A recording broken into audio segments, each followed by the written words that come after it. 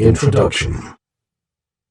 When I first wrote about the Trump-Russia scandal in my books, The Plot to Hack America, 2016, and The Plot to Destroy Democracy, 2018, I did not suspect that the nation would still, in 2019, be embroiled in what is clearly the greatest scandal in the history of the United States. There has not been one day where revelations about the activities of Donald Trump and his associates related to their activities with Russia was not the top news story in the country. All during the Mueller investigation, Trump sought to frame his version of the investigation as a witch hunt and insisted there was no collusion, no collusion, no collusion. However, once the actual report was released, a whole new phase of the Trump-Russia scandal was unleashed. In December 2018, just months before the special counsel's report would be submitted, Trump appointed William Barr as U.S. Attorney General, who became his private hitman. When former FBI Director Robert Mueller III delivered the report to Barr in March 2019, the news media was initially bamboozled by the new Attorney General's 4-page memorandum, which concluded that the evidence developed during the special counsel's investigation is not sufficient to establish the president committed an obstruction of justice offense, and also that the report did not find that the Trump campaign or anyone associated with it conspired or coordinated with Russia in its efforts to influence the U.S. presidential election. Although a different picture emerged when a redacted version of the report from the special counsel was finally released to the public and Congress in April 2019, the report did not clearly resolve the issue. Granted, Mueller's report provided a roadmap for Congress to impeach the president, but it never clearly said there was criminal liability. Mueller may not have indicted Trump, because the Justice Department rules said he absolutely could not, but he also did not pull any punches when he spelled out in his report more than 10 instances where Trump likely obstructed justice to avoid further inquiry into a raft of crimes that led to 14 additional inquiries.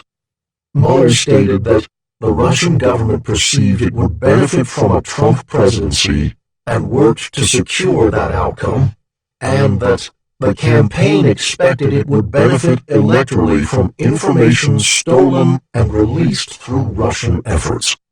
Let that sink in. Trump expected data from Russia and wanted to benefit from the theft by their spy agencies. It seemed like Trump's goose was cooked until the greatest scandal in the history of America was covered up by the greatest scandal in the history of America. Unlike Comey, Barr had apparently taken Trump's die-hard loyalty oath. Working with Republicans, Trump has managed to position key people in the Justice Department, the Republican Party, and the Supreme Court in an effort to jury-rig the results of any future court case or impeachment proceeding, and to stop the Democratic Party's slow walk toward impeachment.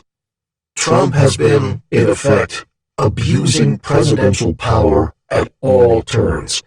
He has ordered members to quash subpoenas, ignored congressional testimony, and defied the Congress of the United States.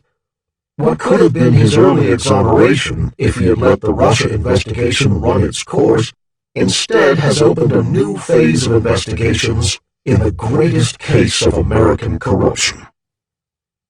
To date, I have written numerous books on intelligence tradecraft, counterterrorism, the rise and fall of the Islamic State and Al-Qaeda, and the fundamentals of the Russian plot to hack the American elections.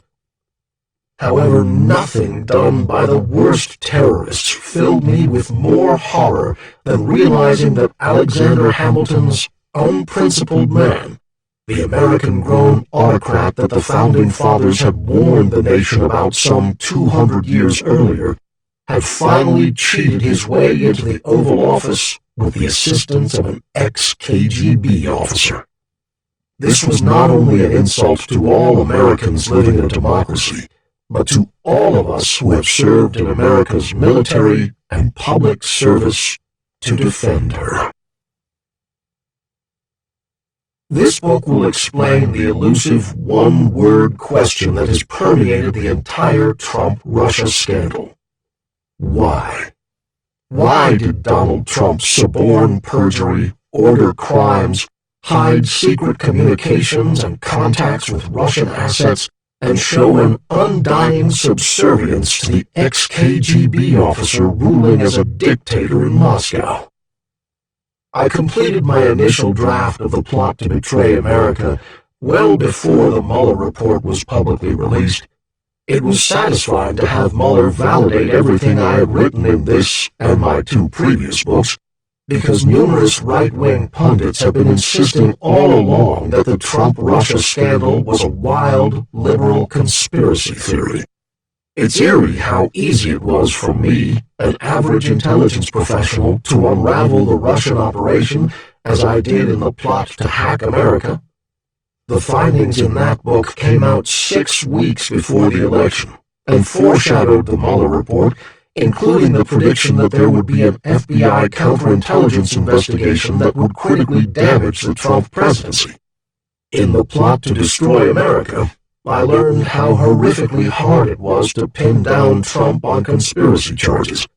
He controlled the public relations tools of the nation and had a historical enemy working in his interest. This part of the Mueller report would end up at 448 pages. I did it in 345. However, the plot to destroy democracy exposed the fantastical web of ties between Team Trump and both Russian and European anti-immigrant, alternative right-wing political factions. It revealed his desire to join an axis of autocrats led by Putin.